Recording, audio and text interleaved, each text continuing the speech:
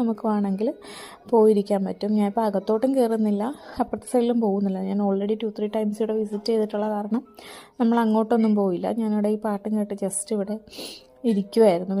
Sacred കോറിൻ്റെ ഉള്ളിൽ കയറിയിരിക്കാനും നല്ല രസമാട്ടോ, നല്ല പീസ്ഫുള്ളാണ്. നമുക്ക് എത്ര നേരം അവിടെ ഇരുന്നാലും ഭയങ്കര കാമാവും നമ്മുടെ മൈൻഡൊക്കെ.